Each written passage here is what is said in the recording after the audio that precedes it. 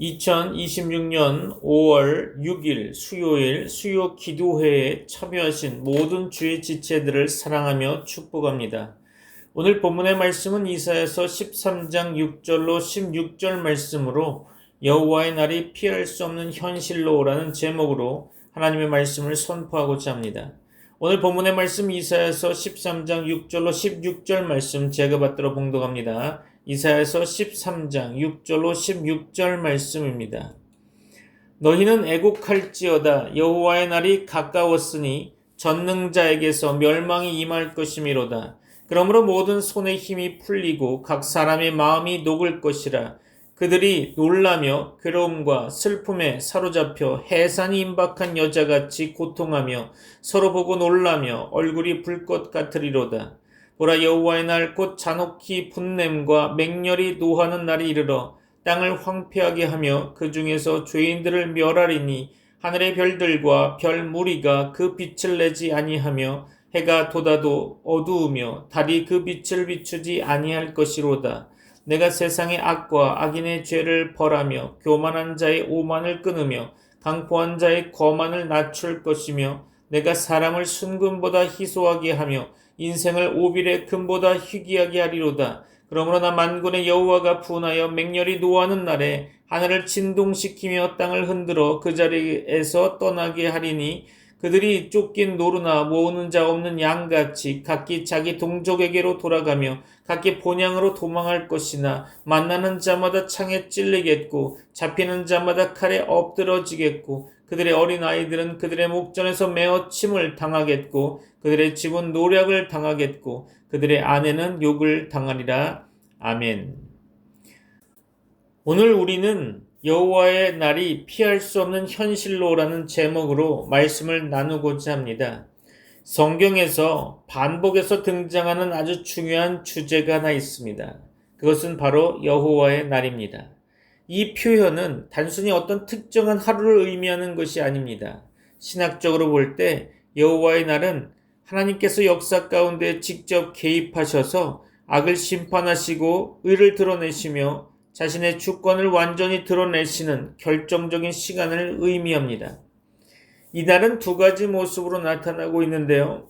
하나님을 거부하고 죄 가운데 살아가는 자들에게는 두려움과 심판의 날이며 하나님을 의지하는 자들에게는 구원과 회복의 날인 거죠. 그런데 중요한 사실은 이 여호와의 날은 우리의 선택사항이 아니라는 것입니다.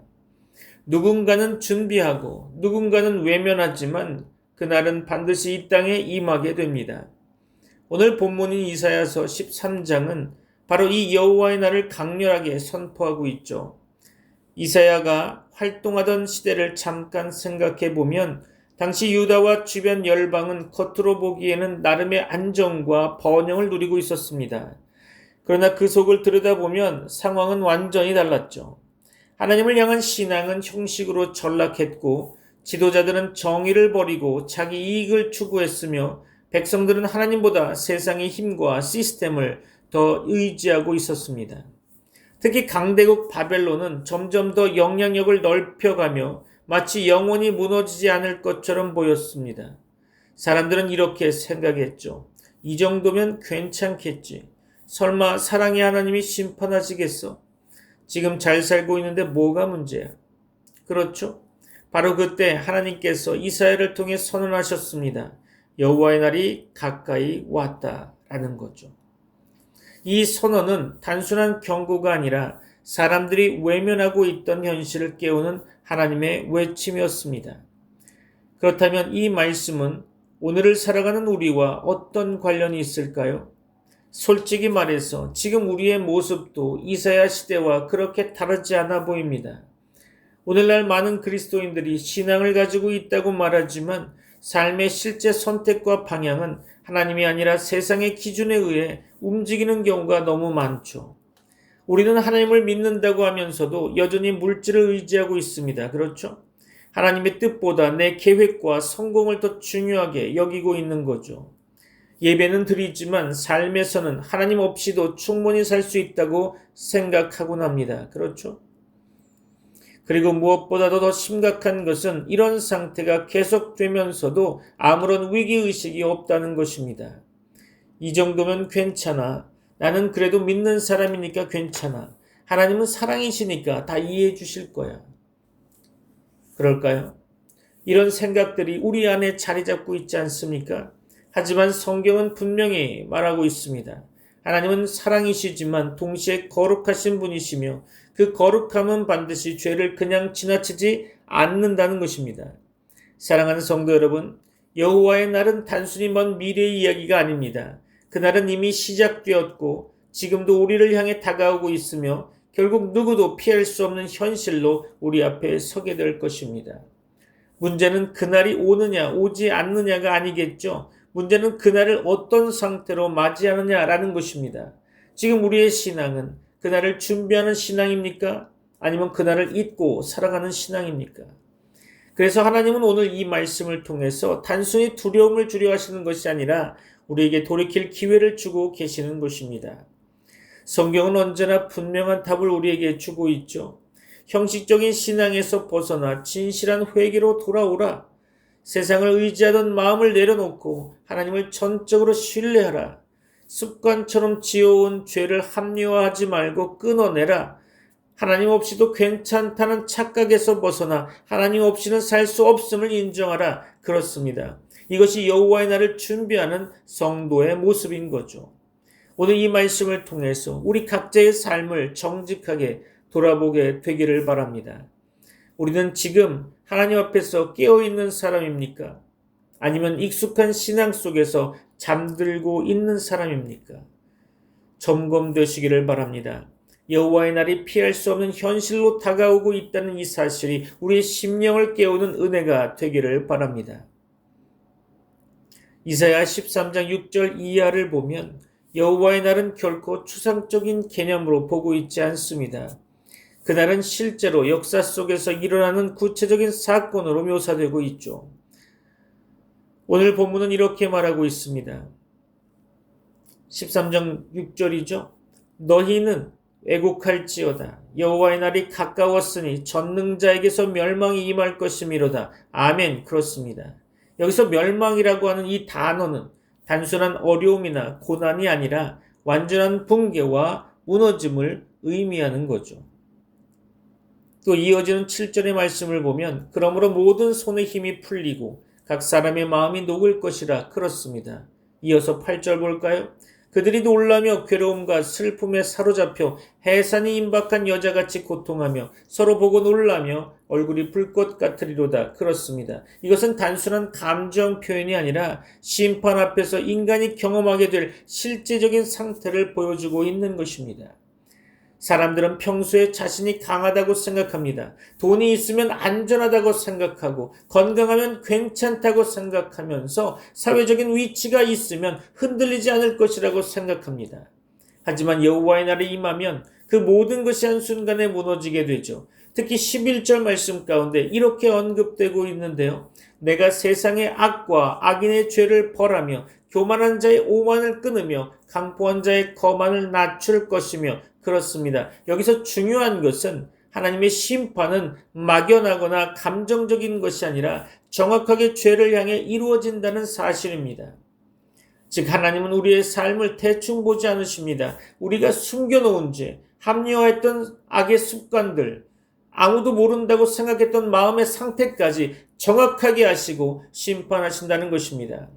사랑하는 성도 여러분, 우리는 종종 죄를 가볍게 여길 때가 있습니다. 이 정도는 괜찮아. 남들도 다 하는데 뭐. 그렇게 생각하고 계시죠? 그러나 성경은 분명히 말하고 있습니다. 하나님의 심판은 구체적이고 실제적이며 피할 수 없다는 것입니다. 이제 두 번째로 우리가 보게 되는 것은 그 심판 앞에 서 있는 인간의 모습입니다. 본문은 계속해서 인간의 상태를 이렇게 묘사하고 있는데요. 손에 힘이 풀리고 마음이 녹아내리며 얼굴이 불꽃처럼 변하고 두려움과 고통에 사로잡힌다고 하는 거죠. 이 모습은 무엇을 의미하는 걸까요? 그날이 오면 인간이 의지하던 모든 것이 아무런 의미가 없어진다는 것입니다. 우리는 평소에 문제를 해결할 수 있다고 생각하죠. 방법을 찾아보고 사람을 동원하며 돈을 쓰면서 해결된다고 믿고 있습니다. 그죠? 하지만 여호와의 날 앞에서는 그 어떤 전략도, 그 어떤 관계도, 그 어떤 능력도 전혀 소용이 없을 것입니다. 12절 말씀 가운데 내가 사람을 순금보다 희소하게 하며 인생을 오빌의 금보다 희귀하게 하리로다. 그렇습니다. 이것은 단순히 사람이 적어진다는 의미를 넘어서 그만큼 심판이 철저하고 두렵다는 것을 보여주고 있는 거죠. 사랑하는 성도 여러분, 우리는 이 사실을 인정해야 합니다. 우리는 생각보다 강한 존재가 아니라는 거죠. 우리는 하나님 없이도 잘 살 수 있는 존재가 아닙니다. 오히려 우리는 하나님 앞에서 너무나 쉽게 무너질 수 있는 연약한 존재라는 것이죠. 그런데도 우리는 여전히 자신을 의지하고 세상을 의지하며 하나님 없이도 괜찮다고 생각하며 살아가고 있죠. 이것이 바로 가장 큰 착각인 것입니다. 마지막으로 이 본문이 우리에게 분명하게 보여주고 있는 것은 하나님의 절대적인 주권입니다. 이사야 13장은 단순히 심판의 장면을 묘사하는 것이 아니라 그 모든 일이 하나님의 주도 아래 이루어진다는 사실을 강조하고 있는 거죠. 하나님은 열방을 부르시고 군대를 움직이시며 역사의 흐름을 통제하고 계십니다. 바벨론과 같은 강대국조차도 스스로의 힘으로 움직이는 것이 아니라 결국은 하나님의 도구로 사용되고 있다는 거죠. 이것이 무엇을 의미하는 걸까요? 우리가 살고 있는 이 세상은 우연히 돌아가는 것이 아니라 하나님의 계획 속에서 움직이고 있다는 것입니다. 그리고 여호와의 날 역시 어떤 돌발적인 사건이 아니라 하나님께서 정하신 때에 반드시 이루어지는 사건인 거죠. 사랑하는 성도 여러분, 이 사실은 우리에게 두 가지를 동시에 주고 있습니다. 하나는 두려움이죠. 하나님은 결코 가볍게 여길 수 있는 분이 아니라는 사실입니다. 그러나 동시에 이것은 소망이기도 합니다. 왜냐하면 그 하나님이 지금도 우리의 삶을 다스리고 계시기 때문입니다. 결국 오늘 본문이 우리에게 설명하는 여호와의 날은 막연한 이야기가 아니라 구체적인 현실이며 그날 앞에서 인간은 완전히 무력하게 되고 모든 것은 하나님의 주권 아래 있다는 것입니다. 믿습니까? 이제 중요한 질문이 하나 남게 됩니다. 이 사실을 알고 있는 우리가 과연 지금 어떤 모습으로 살아가야 하는가라는 거죠. 이 질문을 마음에 품고 이제 결론 가운데 호람되어 하나님 앞에서 우리는 우리의 삶을 어떻게 하나님께 드려야 할지를 함께 고민해보고 생각해 보아야 할 것입니다. 말씀을 마무리하려고 합니다. 결단의 시간이 되길 바랍니다. 사랑하는 성도 여러분, 오늘 우리는 하나님의 말씀을 통해 분명한 사실을 확인하게 되었습니다. 여호와의 날은 반드시 오며 그날은 피할 수 없는 현실이라는 거죠. 그렇다면 이제 우리는 더 이상 미룰 수 없는 질문 앞에 서게 됩니다. 우리는 그날을 어떻게 준비할 것인가 하는 거죠. 이 질문 앞에서 하나님은 우리에게 세 가지를 요구하고 계십니다. 사랑하는 성도 여러분, 여호와의 날을 준비하는 첫 번째 길은 회개입니다. 회개는 단순히 잘못을 인정하는 것이 아닙니다. 회개는 방향을 바꾸는 거죠. 지금까지 하나님 없이 살아가던 삶의 방향을 돌이켜서 하나님께로 나아오는 것입니다. 우리는 너무 쉽게 죄를 가볍게 여겨왔습니다.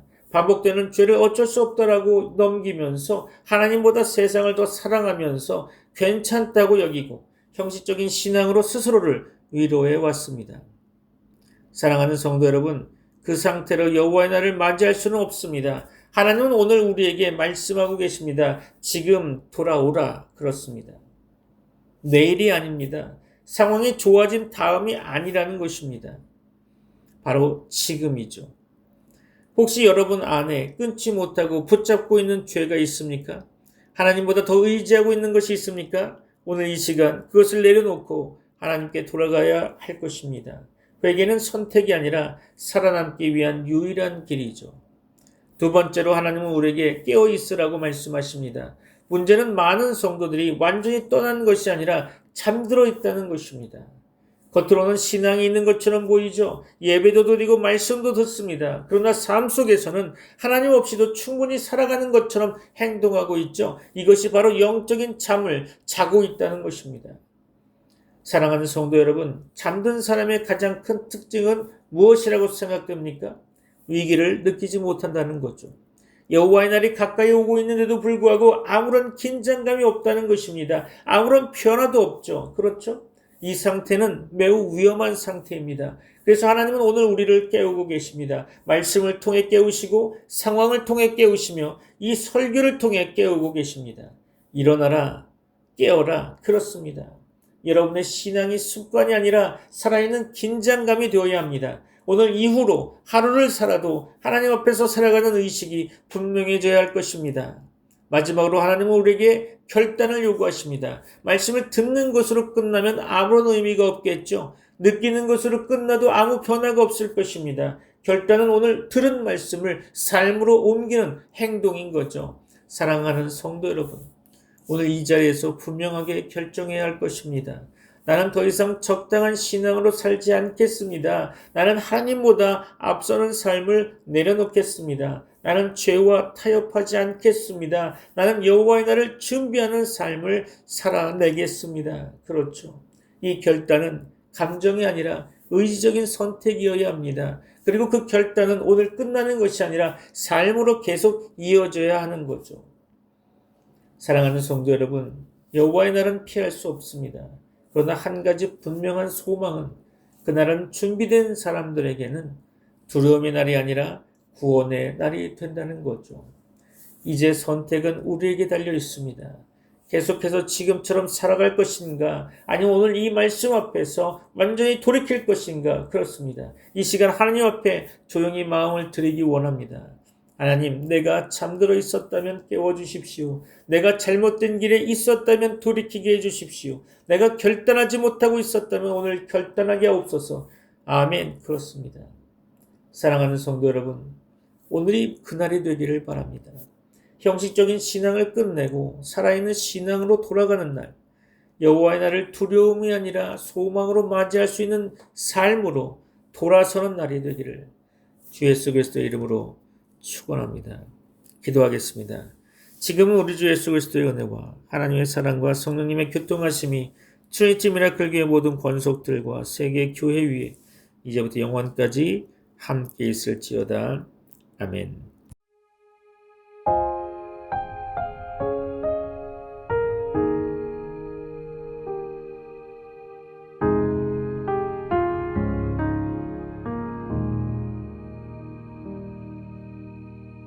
내 백성이 나를 떠나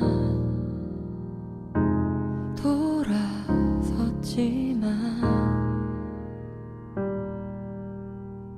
내 사랑이